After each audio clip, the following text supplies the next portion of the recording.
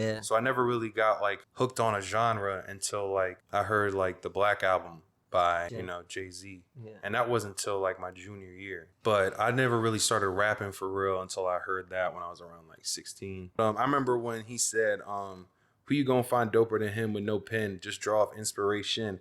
And I literally, bro, I dropped my big gulp on the way to basketball practice. I'm like, what? This nigga is spitting, bro.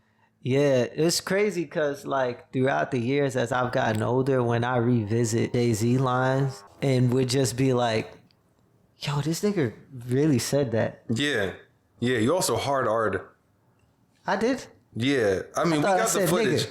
Nah, brother. The Fort Myers and me jumped out when you went like that. I was like, yo, man, I thought this was a safe space. Okay, I swear I said nigga in my mind.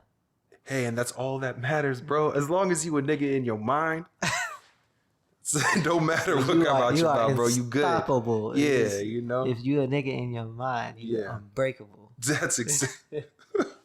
God have mercy on me, a sinner. All right. Welcome everybody back to the Unperishable podcast. It is your boy Parish in all caps, but no cap. Remember that. And I have a very special guest, a dear friend, a great colleague, a great, phenomenal lyricist and curator in the Atlanta region.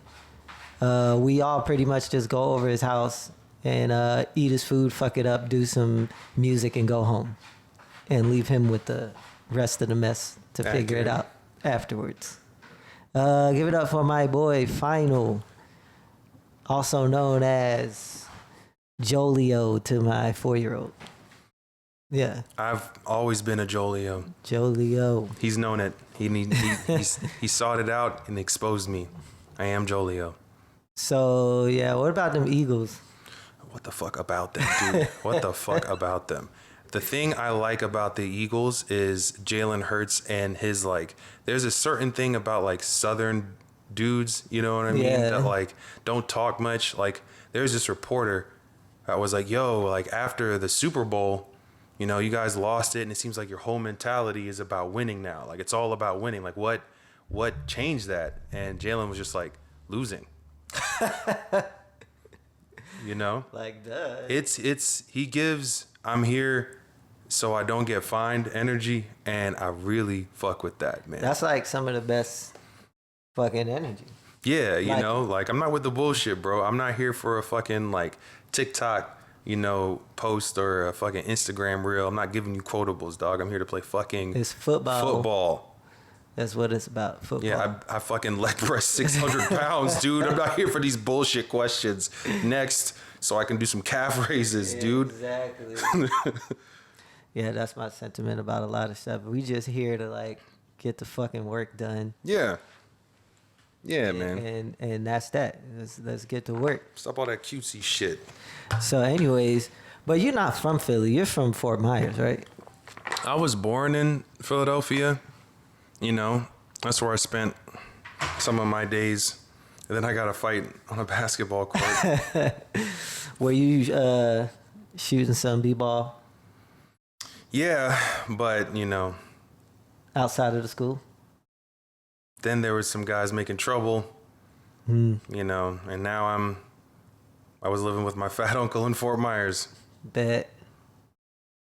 What is Fort Myers like? Oh, it's horrible. It's horrible, dude. You've probably heard me say this before, but I'll say this to the podcast audience. Right. I moved there after that fight on the basketball gym. Moved there in 1996, and it became desegregated in 1998. What the fuck? Yeah. I actually have not heard you say that. Oh, yeah, man. Fort Myers.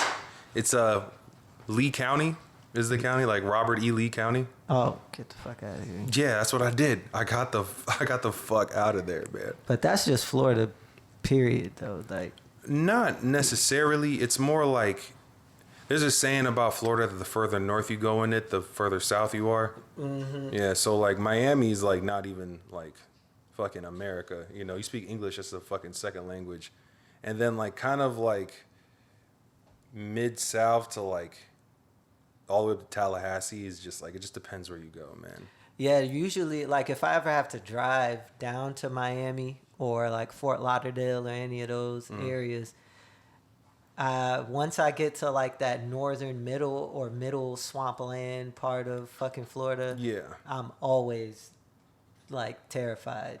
Yeah, Hopping out the basically car. a marker of how many racists are in that area is if there's a college. If there's no college, it's just a lot of uneducated bigots.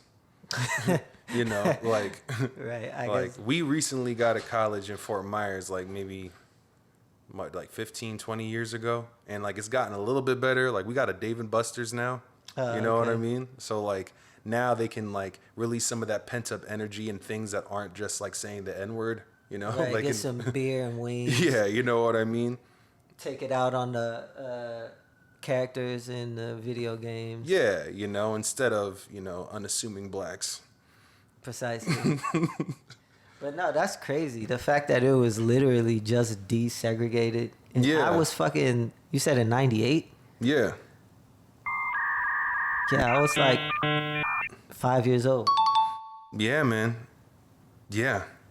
Yeah. That's fucking wild. Because I was actually born in Miami. But, Word. Yeah, but we moved to That's New why you York. don't button up all your buttons on your shirt. Yeah, precisely. It's a little bit of the, Dade County, Yeah. in my blood. And then the rest of it is like the Harlem. I'm kind of like, like 1/8 Miami. Mm-hmm.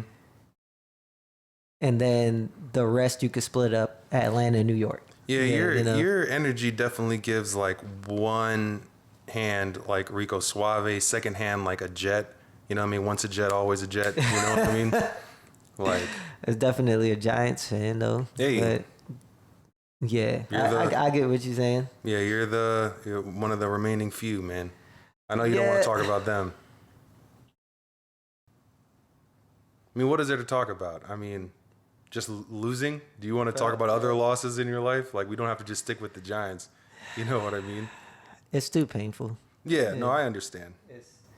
It's painful and disappointing, and it irks me so. But anyways, let's just move on to other topics because Go for it, man. every It's your time I podcast. watch the Giants, I pretty much turned it off midway through and just watch highlights of how we got our ass. I think beat they're called lately. low lights Yeah, when it comes to the Giants. it's the highlight of my pain and suffering. And I But hate that for you. but it is what it is. We You know, don't. there's room on, where we can just brotherly shove you on over to Philadelphia. You know what I mean? To There's be room there. honest, I kind of been, because I like the Eagles and I like the Chiefs. So sometimes it just depends on. Who's winning more? Yeah, exactly. Oh, that's wonderful. Somebody was like, what happened to those old Miami Heat fans now that LeBron's not there? It's like, I guess everybody just became like Warriors fans and now like Chiefs fans. Oh yeah, most people are definitely Warriors fans now, and Chiefs fans, like you said. 'cause Hey, I love it, bro. I love it. That's what winners do, man. They attract the masses, and that's why I like my Eagles right now. That's what I'm saying. Buy your stock early, bro, because those jerseys are going to get very expensive here in the next couple of years. Right. Stock up now. But when did you come out here then? So you moved straight here from Fort Myers? No, I went from Fort Myers to like Orlando. My brother lives up there, and I don't know. It was like a kind of a fucked up thing. Like a really close friend of mine, like basically like my cousin, basically like killed himself, and I was like, Yikes. man, it's crazy because like I just saw his my parents were in town, so we were all like kicking it and like spending the night over there. I seen him when I came over Oh, for yeah, yeah, picture yeah. day and Yeah. saw your mom and your pops and some of the other family members. Yeah. So I don't know, it was just kind of weird like David is like basically like me, but like minus everything people don't like about me. He was just like not so mean and like a little better looking and like a little bit more like charismatic. You know what I mean? Right. And he just always did what he wanted to do. So like when he like, it's kind of like that was the way he was supposed to die, because like he just wanted to die. Like, you know what I'm saying? Like he wanted a studio. I just built one at like 33. He had one when he was like fucking 12. You know what I mean? He just always did what he wanted to do, and I think he just got it in his head. He didn't want to be here anymore. And I was like, damn, when he did that, I was like, man, I'm gonna start like living a little bit more like David and just like do whatever the fuck I want to do. So I was like, I'm gonna go to Orlando, change my brother's life. I'm gonna date this girl that I met randomly on Orange Street. It's all right. I mean, All right, Harlem. it's all good. Say what up to Harlem, everybody. Hey, come on, guys. It's a cat. Everybody, take note. But yeah, I went there to Orlando to like change the world, and I failed miserably at everything. At the job that I got, you know, my relationship with my brother. I mean, we're still brothers and cool. You know what I mean? Right. You know, that girl I dated was awful. And then I kind of came up here with like my tail between my legs, gained like 70 pounds. And then I met you guys, and I was like, oh, the world's not so bad. So then what made you like choose Atlanta? It wasn't really like, if I'm being honest, I got fired from like my third job in like 2 years from just like just being too sad to like do shit, you know? Like I didn't have like a friend in Orlando. It was just like me, my brother, and my fucking psychopath ex. And I got fired, and one of my friends from Fort Myers, like one of the only black people I knew, she was like, do you want a job? And she was like living in Atlanta, and I'm like, and I slick didn't tell her. I was like, yeah, I'm like jobless, you know, I'm gonna lose everything. So I came up here to work for her. And honestly, I probably need to like tell her how much that meant to like have a boss that like fucking cared about me. So when I'm having like a mental breakdown, I don't get fired.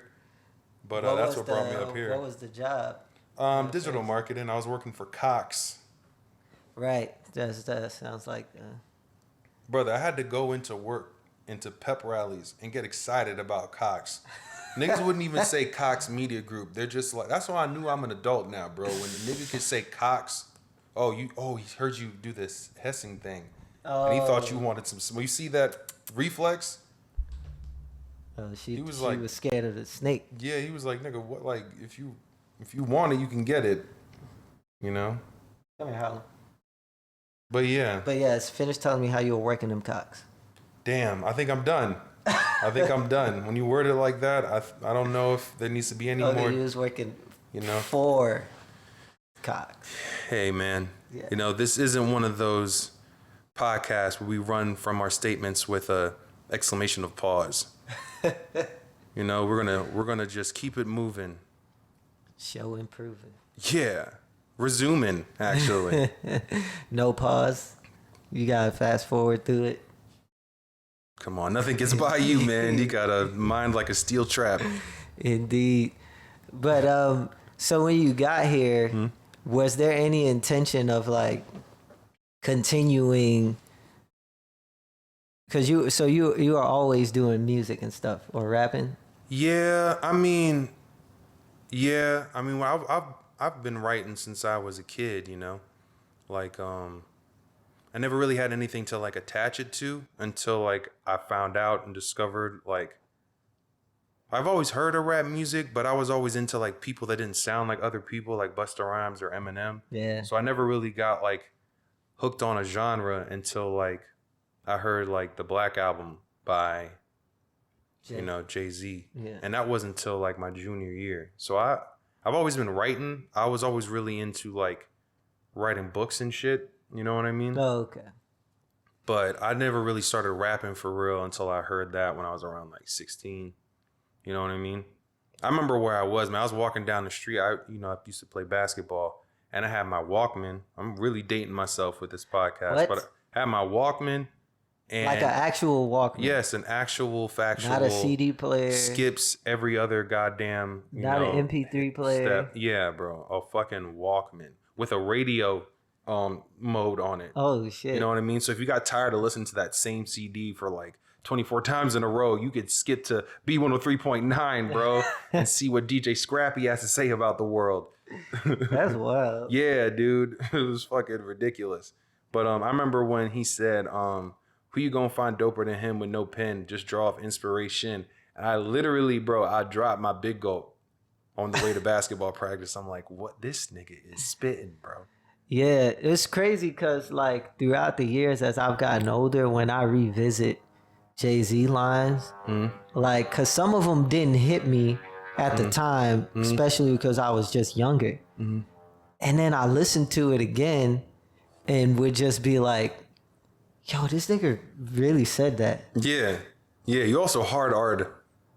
I did? Yeah. I mean, we got the footage. Nigga. Nah, brother. The Fort Myers and me jumped out when you went like that. I was like, yo, man, I thought this was a safe space. Okay, hold on. I guess I'm just gonna not use the N-word for a while. Nah, go for it, man. And no, if you want a hard art, you know, I've went to therapy. It doesn't trigger me as much anymore. It was a little shocking, but I've recovered emotionally. I swear I said nigga in my mind. Hey, and that's all that matters, bro. As long as you a nigga in your mind, it don't matter what come out your mouth, bro. You good. Unstoppable. Yeah, you know. If you a nigga in your mind, you're unbreakable. That's exactly. God have mercy on me, a sinner. But yeah, I mean, I know, like, Fort Myers isn't really like a hub for like hip hop music, you know, if you could imagine that. So I mean, it never really went anywhere. It's like Boise, Idaho. You get in the, you know. Yeah, but I mean, it forced me to try to like attach myself to other genres of music. You know, like I learned how to play guitar, bass, the drums. You know, it got me into like gospel, like reggae music, into, you know, punk music, you know what I mean? Like so you were just like able to draw from other inspirations as well to help dictate your, I guess, taste or skill. Right. And it wasn't really till Atlanta where like I really tried to like make a career out of music. I mean, I've been in bands before, I've recorded music before, but it was all kind of whack. You know what I mean? I wouldn't just say it's just the people around me. I think I was, you know, also a little whack myself. But being in Atlanta and around people like y'all, I think the first show I saw up here was Field Jazz, and there's somebody up there like, she's fucking. Oh my God, bro! She was up there like rapping. I don't mean something egotistical. I'm like, damn, this girl's like, she might be better than me. And I found out like, oh man, like niggas really moved to Atlanta to do music. Like all these niggas this really is a musical hub. Yeah, like, so I seen that and just kind of was like, I guess the same kind of ego that I had moving to Orlando. Just like, I'm gonna change mine and everybody's life. You know what I mean? Yeah. Like, we're all just gonna fucking make it. You know what I mean? So $300,000 later, you know, bought a house, and now that's where everybody comes to. What do you say? Drink my alcohol, eat my food. Pretty much, just eat up all your food, fuck shit up, and go home. Love it. Know? And it's so funny sometimes coming over during like the daytime when nobody else is there, or like maybe people just left at like 4 o'clock in the morning, and watching you just mosey on down at like 11 o'clock or something, and just looking at the destruction, and you're just like, all right, guess I got some sweeping to do. Right. I mean, that's why I'm lucky that, you know, it's kind of regulated to a basement. You know, back when we were at my old house, dog, like, oh yeah, it was just constant. Like, I think the first thing I bought before I even like got a couch for my new house was a Rumba. Or just like, bro, like, I cannot. Yeah, I remember that little thing. Yeah, dude, it was fucking insane. We fit like fucking 50 people in like a fucking 12 by 18 like space. Yeah, it was a box. Yeah, for sure. But what made you like? Cause to be honest, it's pretty smart what you did. Like, I've been in Atlanta for a very long time, and when I wanted to start putting myself out there, I just saw what was available and went. And, you know, oh, this person's got a show.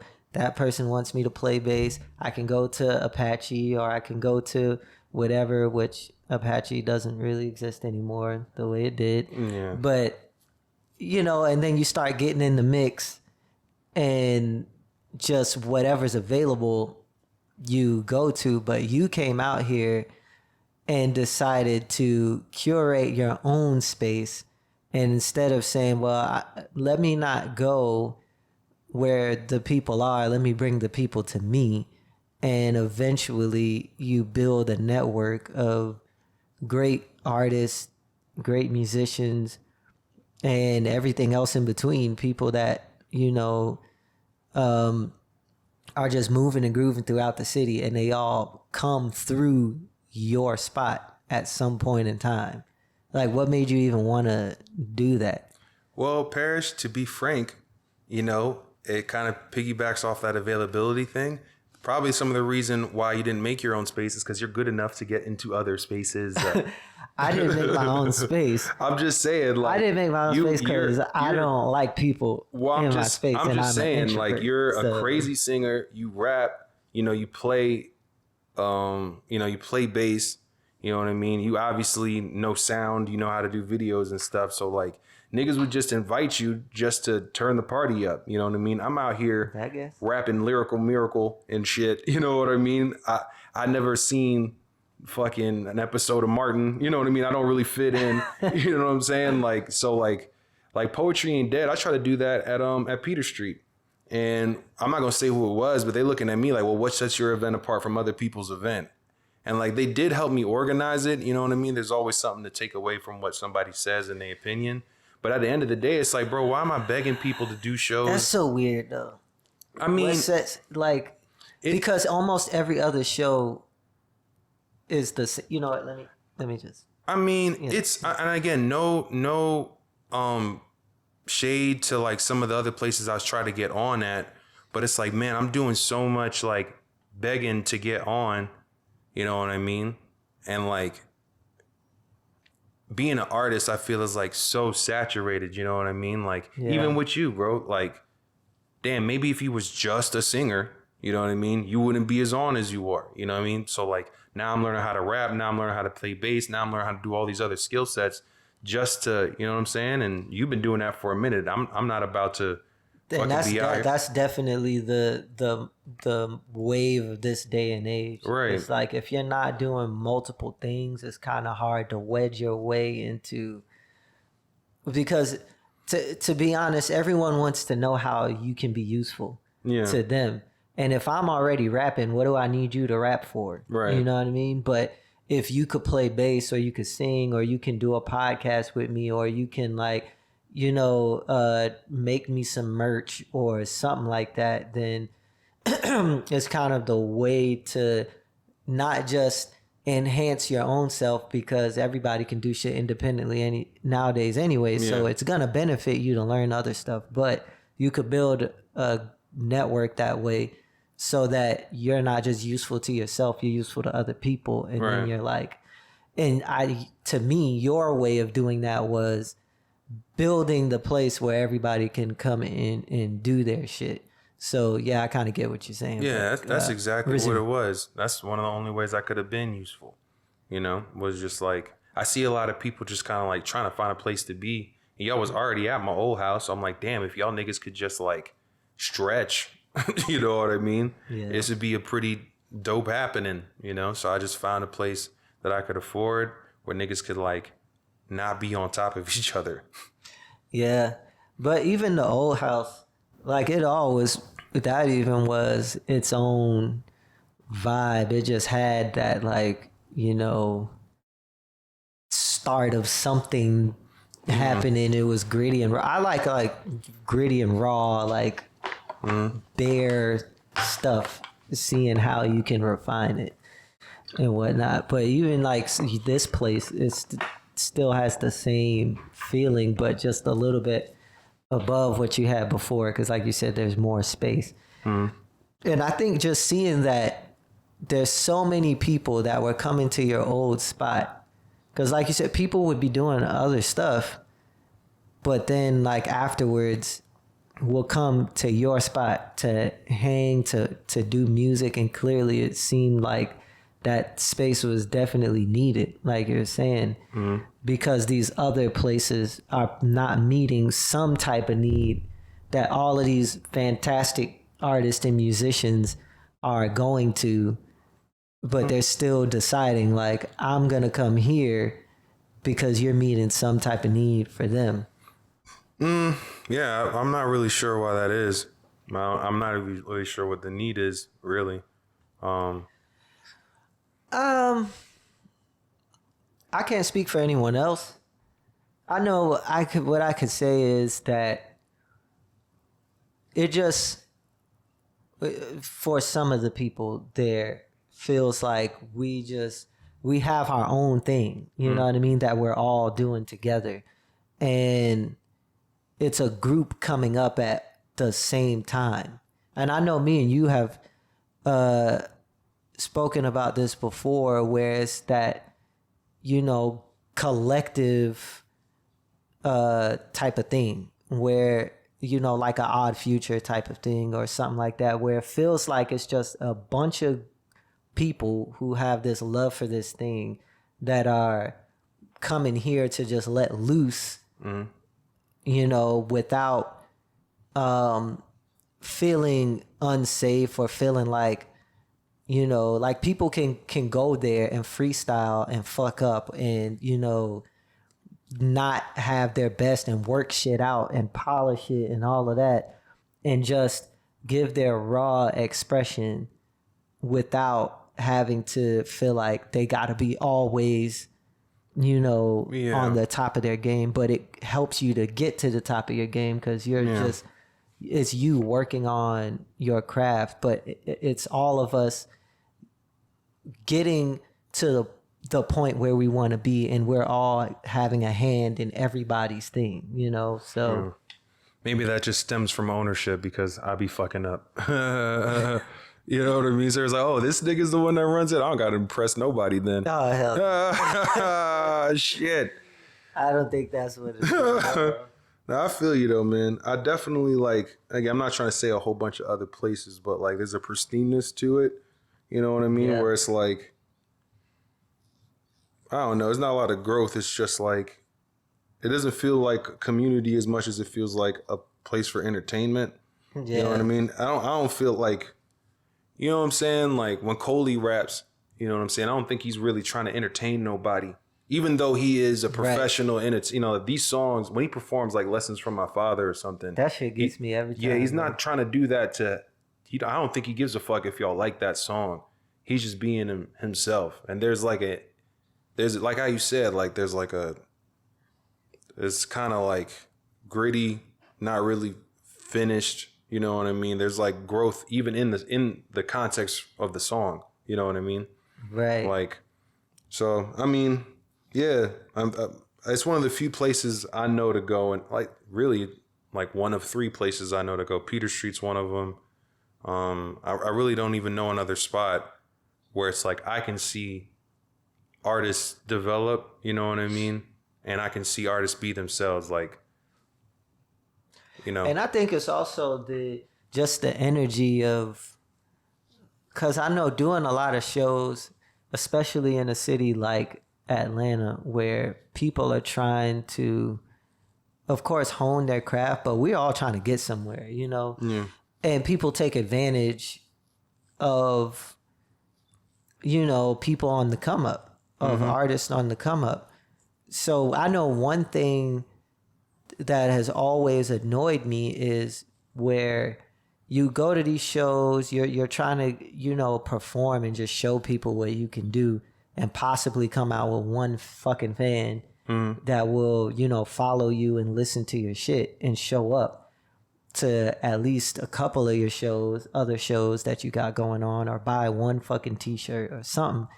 And they're like, you know, oh, in order for you to perform, or in order for you to do this and this and that, like, you got to pay me, or you got to this, or you got to that. And the environment around the music doesn't feel like, you know, curating a space as much as, like you're saying, like having a certain attitude and taking advantage. Yeah. You know what I mean? And I think it just feels different in your space, because it's clearly someone who cares about curating a space for artists as opposed to taking advantage of people in a state or a status in their career or in their life. You know what I mean? There's one of my things, like, I will never pay to fucking perform. Like, it's one thing to tell me if you want to throw a show, you got to pay for the venue, and then, like, you know, this much for the food or this much for whatever. Yeah, because I'm paying to rent out a space and do something. But if you're throwing the event and you're telling me that I got to pay you in order to perform, it's like, my service is that. You know what I mean? Like, you don't go into, like, if Walmart told you got to pay to come in the space to fucking, like, get something to the service that, it's not a good example, but my point is, like, your service is the thing you provide to the people to get something back. Indigo Phoenix says, like, why would I pay you for something you can't do? You know what I'm saying? It's like, my nigga, like, if anything, like, you should be paying me to do fucking Inferno. Like, you can't write that song. You can't sing this song. So, like, why am I going to pay you $50 for you to make money off me doing my service? It's kind of that. I mean, I understand why some venues would do it. Like, if you were like the Apollo, you know what I mean? Because the exposure would boost your career. But I honestly think, like, well, there's not a lot. I've kind of discovered there's not a lot of people writing checks in Atlanta as far as, like, making the major, like, decisions. Like, a lot of, like, unless you're like Blue Flame or something, there really isn't going to be any type of exposure for you to, like, break nationally. You know what I mean? Like, you got to, like, be outside of Atlanta and find somebody in New York or LA to, like, sign a deal for you so you can get some real money, you know? Right. You got to, a lot of the exposure is just yourself doing a lot of the work. Yeah. You know, if you're doing stuff like this, like podcasts, or just constantly figuring out how to, you know, push your music to more people, and eventually someone who's important enough in the industry finds you, or you know, more recently when you have people like Russ or LaRussell or those type of people who are doing it by themselves, figuring out how to just do it by yourself. But all these little, you know, things out here, they're never gonna really, like I said, you could come out possibly with a fan or, you know, or two who really fucks with your shit and possibly will stream your stuff or whatever. But it's not like it's not, I don't know many people who have done those type of shows or events and have come out, like, better, you know what I mean? Like, in a better position than they were before. If there are. Keep crossing your fingers. Maybe 2 years from now, I'll be my spot. Yeah, but I don't know. What made you decide to even do that in the first place, though? Because, like I said, someone like me, I'm an introvert, and I sometimes don't like people. So, you know, to do something like you're doing, curating spaces and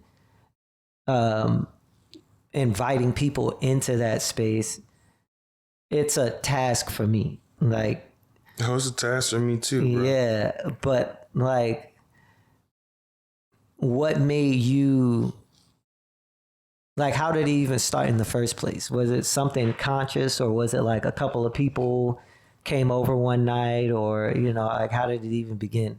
I mean, it just came from, like, y'all, you know what I'm saying? Like, I would pay to see y'all, you know what I'm saying? So, like, when I was just thinking, I don't know, man. I mean, I was having this discussion with Armando, actually, just about, like, cause, you know, he's young, you know what I mean? He's just gotten, you know, a hold of, you know, or an understanding of credit. And I'm like, bro, make sure, you know, that you really work on your credit, because, like, that's the difference between you signing a record deal and taking a loan of how many ever $1,000 being a slave to a company that's not yours. Yeah. Versus, you know, you getting a loan for yourself and financing your own career. You know what I mean?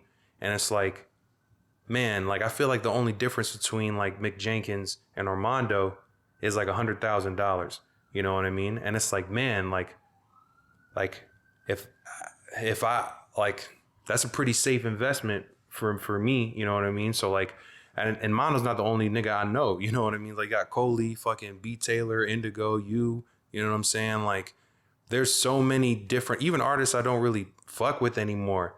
I don't like his people, but I still bump their fucking music. I'm not gonna say their names. Yeah, you know what I'm saying? I was about to say it, dude. Yeah, no, we gonna have to bleep that part out. But I'm saying there's so many talented people where it's like, you know, the only difference between this artist that, you know, that pisses me off versus like Solange, to me is just the money part. And like I had a little bit of money, so it's like shit, I can invest in my friend's music by making a space, you know? Like I'm still trying to work my money out where like I'm not gonna sign nobody to no record deal, but like shit, if you're trying to go viral on a post, like I got all the instruments for you to use to do that. You know what I'm saying? Like with the videos and the marketing and stuff. Right. So it's like, which is genius too, because there's more than one way to invest, and I think some people kind of forget that. mm-hmm. So you, instead of saying like, I'm gonna sign you to a record label or give you $100,000, I'm gonna create the means in which you could possibly get that. So I guess in short, what I'll say is what caused me to do is like I was just a fan.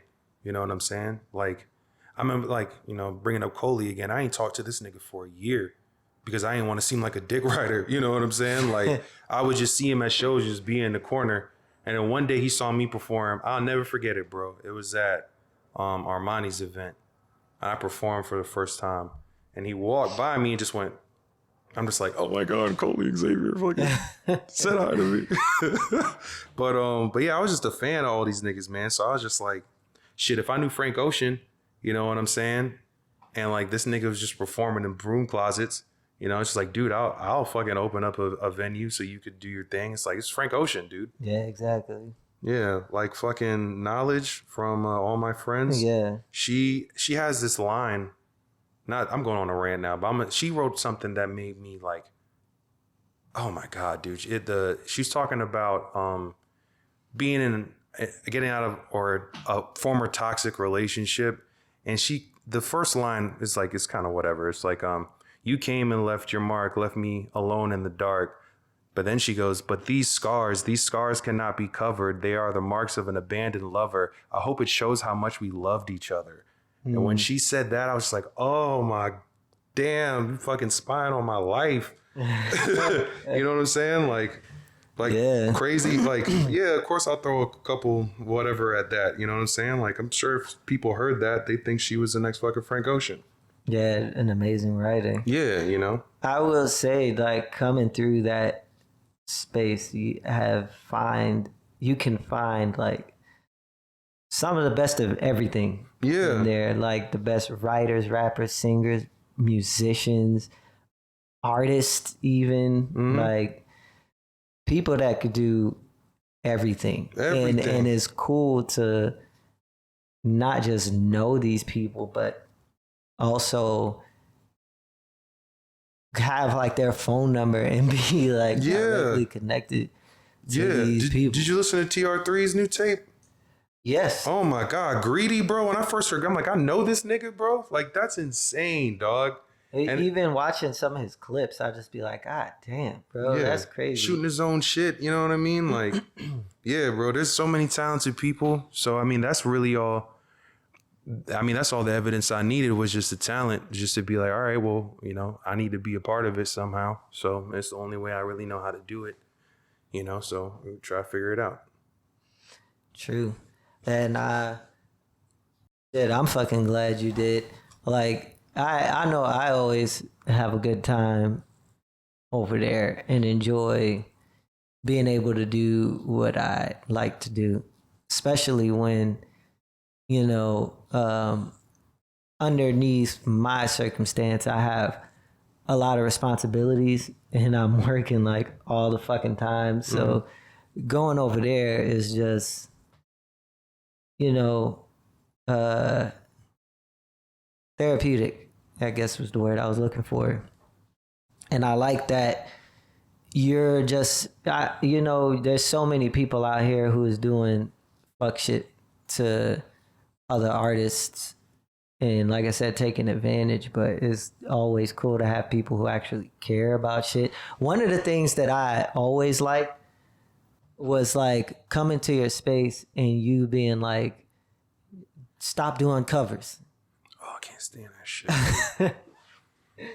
Like I remember coming to like one of the first jam sessions and people were doing too many covers and you were just like, bro, let's stop doing covers. Like, come up with some shit. Like, you're just as good as the person that you're covering. Like, you don't think you can be as creative as they are and come up with some shit. Don't do no covers. Like, come up with some shit you never came up with before. And that's possibly, could be your next song or your, whatever. And I used to always... I appreciated that. I know some people would probably be like, that's annoying. But to me, I was like, yeah. You could go to any open mic and do a cover any day of the week. That's another thing with Atlanta too, bro. They be treating people like, they don't be treating artists like they do art. They treat them like cell phones or something where it's like, oh, I need to package you as an iPhone, something that already sells. Mm-hmm. And it's like, damn, bro, like, I don't know if like for real, man, it's so difficult sometimes to like coach people out of that. Like, dog, I ain't buy all this shit so I can hear a fucking Daniel Caesar song. You know what I'm saying? Like, right. Sing it like, even at the jams on Tuesdays, somebody will get up there and start singing Crazy by Gnarls Barkley. It's like, nigga, if you don't shut the fuck up, like, and sing Why is your that fucking the song they always want to do? I don't know what it is about Gnarls Barkley and I mean, I like the song too, you know what I mean? That's one of my favorite albums. Of course. But it's like, dog, if it inspires you, like, there's obviously something in you that resonates with that song. So like, just write about that. You know what I mean? Precisely. Like, what's the point to keep, it's like a cop out. Like, I heard this story. Oh, my bad, but we got me on a podcast. I'd be ranting. No, go ahead. You good. I can't wait to listen to this back and be like, yo, nigga, you talk a lot. It's fine. That's why I have guests on. That's why you invited me specifically for content. Precisely. So that I don't have to do too much talking and you can do all of this shit for me. Fantastic. What was I saying? Who's the nigga that sing? It's Sam Cooke, Bring It Home to Me, right? Bring it on home to me. Yes. Yeah, Sam Cooke. So I believe... Yeah, Sam Cooke used to cover, Blowing in the Wind by Bob Dylan. Yeah. Supposedly, let Rolling Stone tell it, its most popular protest song of all time. Because NWA isn't a thing, right? But fucking, he Blowing in the Wind, he had a line in there like, how much beating should a man take before he's considered a man or something? Talking about, how Bob Dylan is, just reading newspaper articles and being like, oh, this black person's suffering, let me fucking write about it and not fucking give back to the black community at all, Precisely. Yeah. Go ahead. But Sam Cooke would cover the song, you know what I'm saying? He does a good cover of it. And obviously he resonates about it because black people struggle. But Sam Cooke was like, I think the actual quote is like, what the fuck is this white boy singing about our shit for? So the nigga went out and wrote a song like Blowing in the Wind. And it ended up being, I was born by the river. You know what I mean? Change gonna come. You know what I'm saying? Yeah. It's like, bro, so you out here singing fucking Daniel Caesar and Lauryn Hill. It's like, bro, you holding all that inside. Just make the song you trying to sing about. Precisely. You know what I mean? Exactly. When people act like they don't have anything to draw from. Yeah. But it's like the song you listening to right now. Mm-hmm. You're getting something from it. So what is that thing that you're tapping into from what this person is saying? Now find your own way of expressing that thing. Right. That's what that nigga did that you singing his song about. He didn't just pull that shit out of thin air. You know what I'm saying? Gnarls Barkley pulled that from somebody else. You know what I mean? Right. Like, exactly. And it could have been a circumstance or another song or whatever, but he just took that thing and was like, yo, okay, I could make this into something. Right. Or they took that thing and said, we could turn this into something. You know, it is what it is. But I appreciate, and this is what I mean by like, you clearly a curator who cares about the art, because you could just keep letting people do whatever the hell you want, but you're like trying to stretch people to do more as an artist. You know, don't just come in these spaces and do the same old. If you do something that we haven't heard from you or heard from anyone else, because anything you write is something we haven't heard.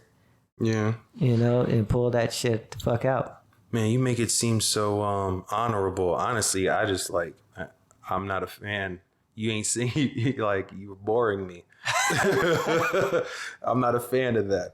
You're right. You're just like, get the fuck get the fuck off the stage, bro.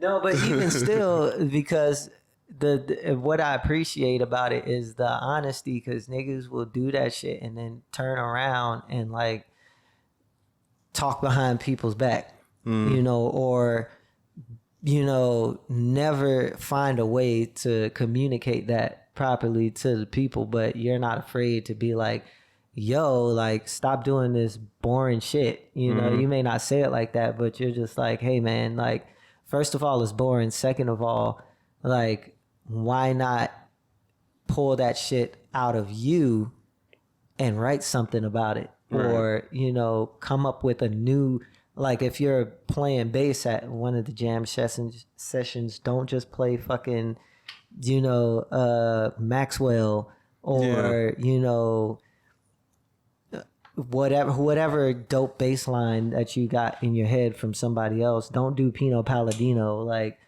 you know, come up with a new riff. You know what I mean? Fuck around, even if it sounds like shit for the next 2 minutes until you find the riff. And then, like, everyone's riffing off of your riff and we're freestyling to the freestyle of the freestyle, you know, or whatever, and come up with some new cool stuff.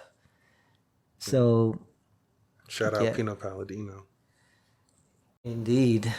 Yeah, his son is dope too, I think. He got a kid? Yeah. Is he built like Gumby, just like Pino? No. Damn, I wonder if that shit is hereditary, bro. That nigga looked like a number 2 pencil, bro. Holy shit. Yeah, Pino Palladino is just like, he's this weird kind of skinny fat that I don't necessarily see outside of Caucasians. And Jamaicans. It's like this.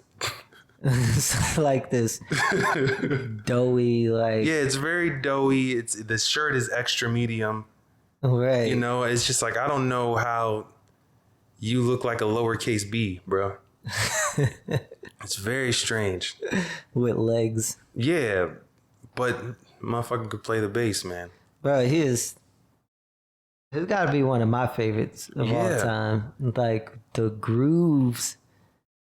Because it's never, the thing is, it's never complicated, like too complicated to play a Pino Palladino line. Yeah. Some of them can get out there, of course, but it's not so complicated that, you know, you like, after like a listen or two, you can play that shit, you know. Well, you can play that shit. Yeah, you can too. Come on, man. You always do that.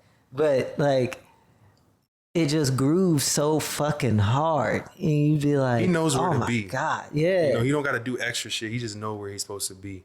Like, what was it when they came out with when D'Angelo came out with Sugar Daddy? I think Chris Rock was like, "Oh man, it's the blackest song I ever heard. No Caucasians were," and I'm just sitting there like, don't you know Chris Rock? You knew, bro. Yeah, man. If only you knew.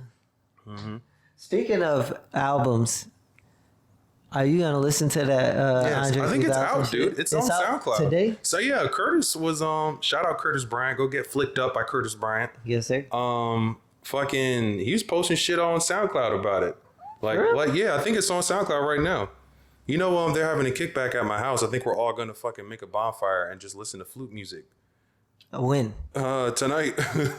Tonight. Yeah, Moody and Coley are doing something at the crib. Shit. So if you want to just ponder about fucking life and listen to the what flute, time? Late. I mean, me and Christy are going out to do some boyfriend girlfriend stuff. Yay. And then we're going to come back to niggas, pontificating over flute music. Right. Damn. Yeah, you get it, Harlem. Well, we'll see, because I got to work in the morning. Yeah, I got work in the morning. I had to pick up an extra shift. I feel that. Thanksgiving and Christmas and all that. Yeah, brother. Goodness. Yeah, shit ain't cheap out here. No. You know what I'm saying? That's why I'm glad they blessed us with them deals, man, because they know we buying. They don't got to give us the deals. Right. You know what I'm saying? They don't have to. Capitalism ain't all that bad. Hit me up with that 50% off, dog. Free shipping over orders over $100. Right. I love that. Because shit is expensive. Super expensive. And then now I have a cat. Now you got a cat, bro. And the cat needs what it needs. Cat needs what it needs. Have you ever seen that show Love, Sex, and Robots? Briefly. Or no, Love, Death, and Robots. Briefly on Netflix? Yeah. I think they had one of the episodes where like the robots were like touring the earth and all the humans went extinct, and they were like guessing what the humans did with certain things. And he was like bouncing a basketball and was like, oh, what did they use this for? And it was like they played some sort of game where they put it in a hoop with a net. And they were like, oh, they were so primitive, whatever. And then I think at the end of that episode, during the whole episode, cats were following them around the whole time. And they got to like a nuclear power plant. And they were like, oh, this was what caused the humans to go extinct. Not nuclear power plant. It was like a nuclear bomb facility. And the cats started talking and they were like, well, actually, we caused them to go extinct because they genetically modified us to have opposable thumbs, and we didn't need them anymore. Died out from environmental disaster. Yeah, pretty much. And also because at one point they genetically engineered their cats to give them opposable thumbs. Yes, once we could open up our own tuna cans. That was pretty much that for the human race. Seems pretty heartless. Gentlemen, I'm a cat. So we killed them off. I was researching this, man. Actually, apparently, if you, God forbid, just after I left, just drop dead, it would only be a matter of hours before your cat would devour you. I'd be over with, bro. Well, I mean, this guy was sitting here like, you would be okay, you would think maybe over the span of a week, your body, like, he was like, you'd be shocked at the amount of damage a small cat can do to a human being. Like, it's just straight up Golden Corral style. Right. It's a rap. And it's been a rap.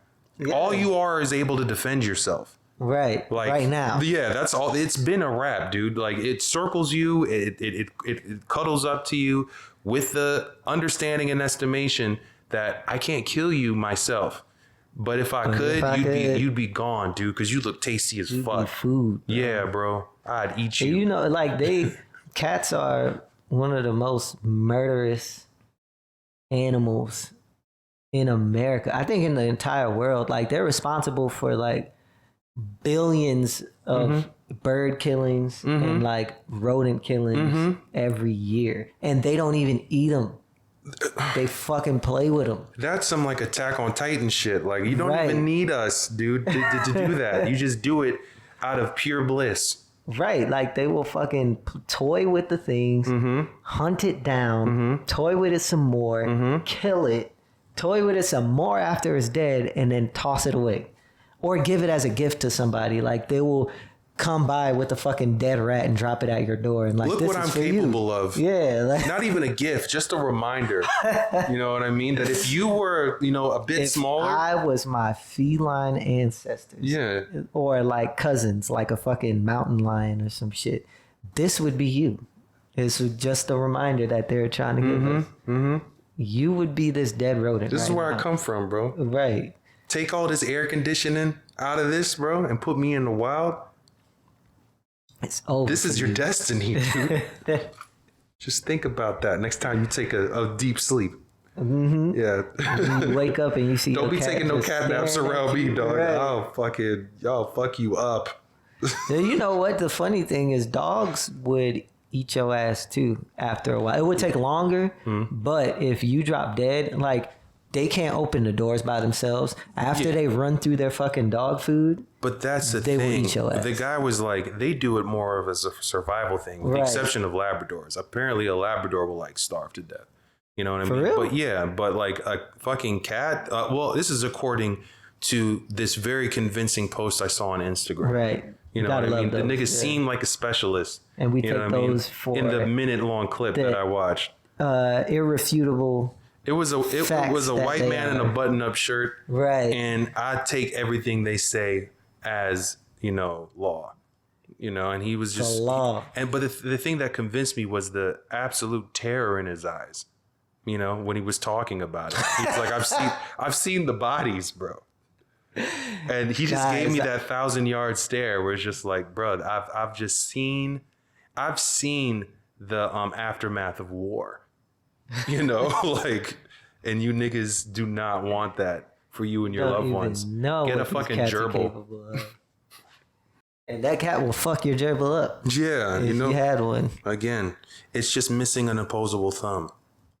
To do all the things we can do for it. Once it knows how to unlock doors, it's a wrap. They do. That's another terrifying thing. I've seen those videos. My algorithm is nothing but cats, apparently, but I've seen those videos where the cats figure it out, bro, and they're just a deliberate destruction The across. circular doorknobs, and they're able to open them, or like the dangly doorknobs that you can pull down. Yeah, I mean, that's why. This is probably why you got this place. He's like, okay, there's no dangly doorknobs. It's all circular, and my cat can't, This wreak is havoc all on the just masses. happenstance because I moved in here before I had the cat, and then we got her All right, after. So yeah. fantastic. Just so happened to work out that way. But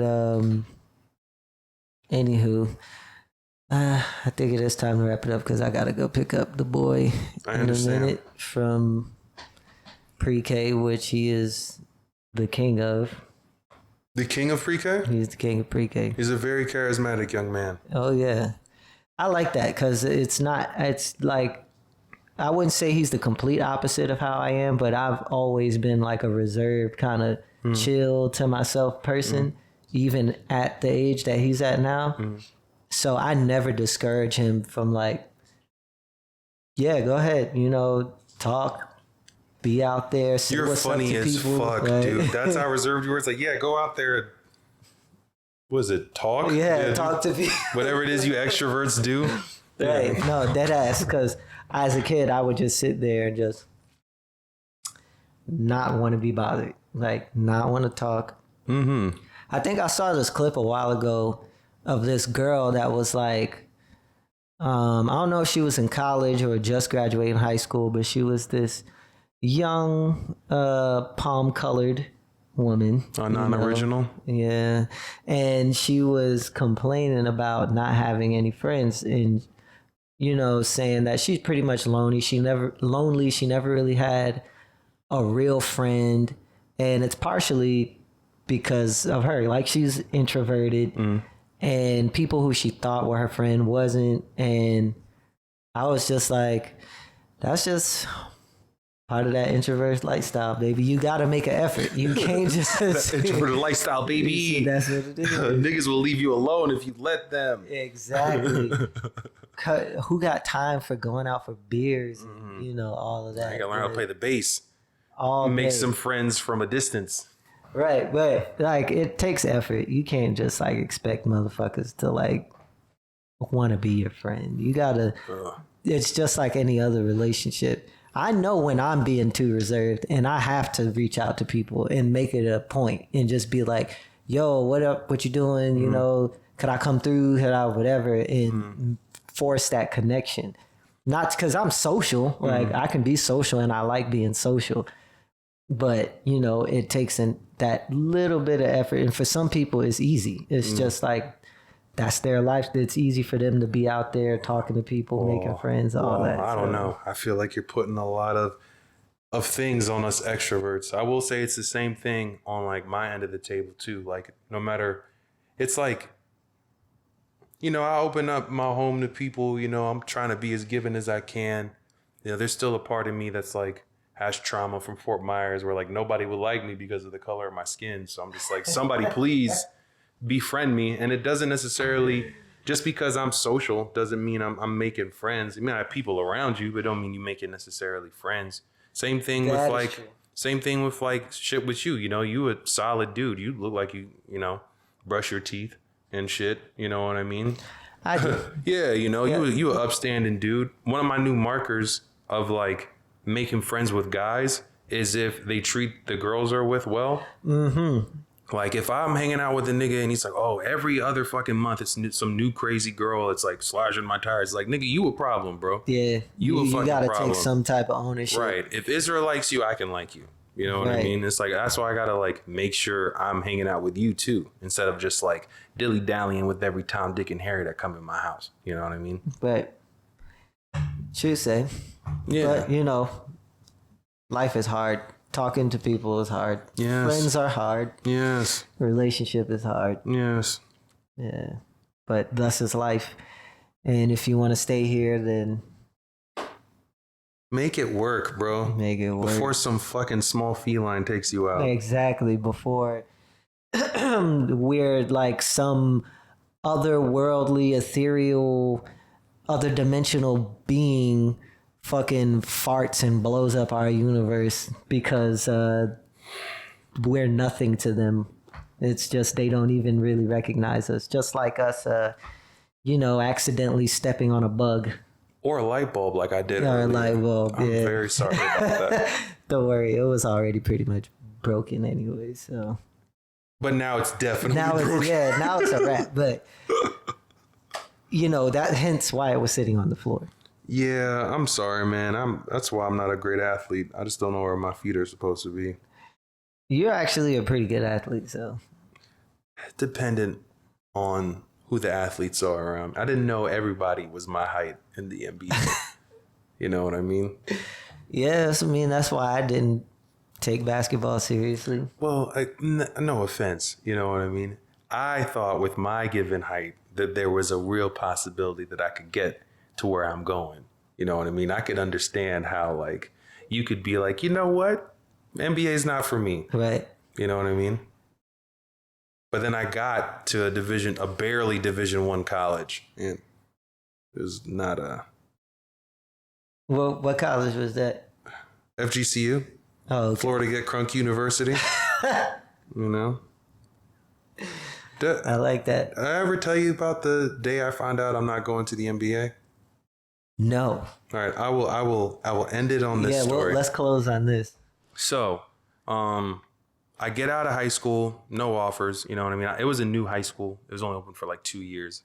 I didn't get no offers, so I'm just out here hooping, trying to make something happen.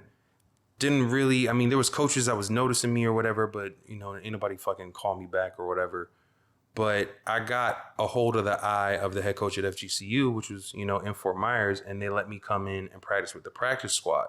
And I'm sitting there thinking like, y'all fucked up, because, I watch a lot of Disney Channel, and I'm thinking if I just try hard enough, if I just believe in myself, I can fucking do it. What was that fucking song? It was every song, dude. Get your head in the game. Gotta get all that shit. So I show up. This is like my second week, bro, and we finally start doing. Well, we're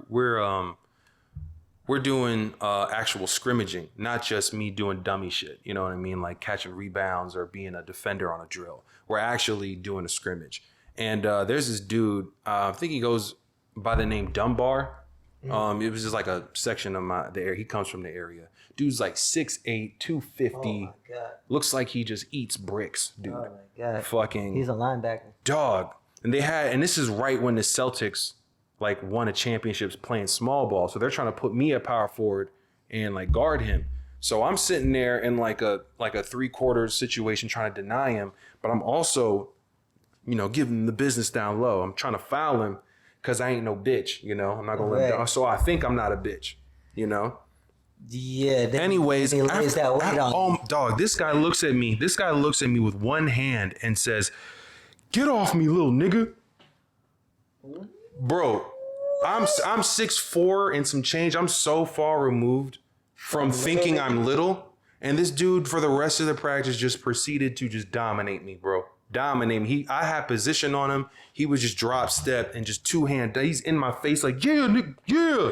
And I just got to fucking sit there and just like, what am I going to do? You know? Demoralize. And the worst part about it, he was like the backup power forward. This nigga's fighting for spots. So that's when I realized, bro, like I can't be waking up at fucking 5 o'clock in the morning for free doing this shit, bro. I fucking quit, dude. Yes, there might be time to sit down real quick. And they just got to Division 1, bro. So it wasn't even like these niggas was playing like Duke or some shit. You know what I mean? Like, right. Yeah, we just got eligible to do anything. Nah, I'm sorry, dog. Like, bro, I'll never forget that, bro. They would have kicked me out because the moment that nigga did that, I would have punched him in his goddamn Okay. No, you're not about to fucking sit here and fucking punch Niggatron. It's like I will punch Niggatron in his knees and then immediately run away. All right. The nigga's faster than you, bro. That is true. Bro, like you I'm just letting you know, dog, like I accidentally just started confessing to shit, bro, that I didn't even like, I stole that pizza. It was great. Like, that's how fucking scared I was of this brother, bro. And he was the backup. Yeah, I would have to like trip him or something. Like, you can't. You're not just gonna yell at me and call me a little nigga. Like, I would trip you every time. I'm trying to let you know, bro. I was fouling him for 45 minutes, and it didn't really faze this dude. There was no amount of physicality that I could present to him that could be a blip on his pain radar. You know what I mean? Like, I'm talking about like he's going up to dunk. I'm trying to like hack a shack him, and I'm just little, bro. I'm little. Yeah, I'm 6'4", little, dog. I'll just get mowed over. He mowed me right out of practice, bro. I don't think I picked up a basketball for like 4 years after that. Tough, you just bro. Sitting there staring at a basketball. Like, what is this, bro? I'm like fucking that blue doctor from fucking Watchmen, like holding that bra, just like what is this object? Mr. Manhattan. Dr. Manhattan, bro. I was like, I don't know what the fuck this is. I'm fleeing to Mars. I'm done with you humans. All right, well, that's why I don't play basketball. And that's how you definitely kill somebody's dreams. Yeah. That's how you end someone's entire career before just a series of dunks. And demoralizing posterizers. Yeah, I'm gonna go dunk on some of these SoundCloud rappers because I'm tired of it. Just find them in whatever broom closet they're recording in with just like a Nerf hoop and just on your head, bro. Pronounce your words. There's one thing I've always wished I could do was dunk. I was always like, at one point when I was seriously trying to like be an athlete, I was like doing all the like freaking calf raises, squats, plyometrics, all that. I could touch the rim. I could even hang at one point, like jump and like get my fingertips on it and hang and all of that. Like, my hops was there, but just could never. I got small hands. I cannot palm a ball. You know, I'm doing like this going up with the fucking, chicken wing. I'm familiar with your type. You know, you're the ones in the full court press that I can't get around. Shifty as fuck. Yeah, I was always quick. I had a quick jump shot. I could, I had handles. And I also was not afraid to go to take people to the rack if I had to. I've played with you, bro. You're like a little fucking jackrabbit out there. Yeah, but like I said, when you got people that are like 6'7", I could do all that I could do. Yeah, there's only so much.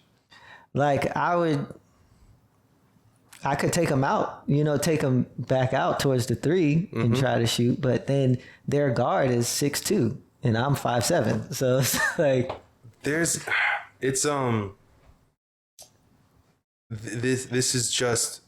is Michelangelo's idea of the evolution of man. Just 6'7" dudes moving around like fucking The elementary Vitruvian- school kids off of the fucking Vitruvian Six man. Capri Suns. Yeah. that thing. Yeah, it's just fucking insane how athletic people are these days. Right. Well, speaking of Capri Suns, gotta get mine. Yep. And thanks for accepting this last minute because I actually did it yesterday. But it's like the only time I had off for the week. And I don't want to bother people next week on like Thanksgiving and all that. So True. but yeah, bro, appreciate you. Success. And if to all the people out there, like, subscribe, do the things, share this with people. If you are in the Atlanta area and want to come to any of the events, it's a lot of musical events, but there's also poetry and jam sessions and sometimes other things that go on there that are not just music. But if you want to even throw an event, then Oh, I gotta say it. It's Airloom ENT. So AIRLOOMENT. Airloom ENT. Air like how you breathe, loom like creeping. that's so funny. We just did this whole podcast without even saying the name of your space, not one time. I'll But figure it out. Put it in the because caption. to me, it's your house. But Yeah. Joel's house is what I think of it. Heirloom ENT. It's the Instagram, the website, right? Yeah. The YouTube. I'm about to start putting stuff on YouTube. It's everything. It's the Cash App. Cash App. That's the important thing. Think about that. Listen, I even Cash App, and he tries to make me get stuff for free. So y'all better That's just Cash App this Parish. motherfucker. Like, Y'all niggas gotta pay. yeah. So Heirloom ENT. You might catch me performing. We've got a couple of things like Yeah, on the 13th, you're gonna perform. the 13th of December. I'll be performing for 13 Night Lights, which is our guy Mondo's event that he throws, which I'm gonna be getting him on an episode pretty soon. Hell yeah. And they got the Uncanim jam sessions Every Tuesday. every Tuesday. No covers, no requests. At all, unless you send $100 Cash App request. Nah. That's the only request we take. Yeah. So, and then Poetry Ain't Dead, which is one of my favorite events that I go to. Sometimes I play bass there.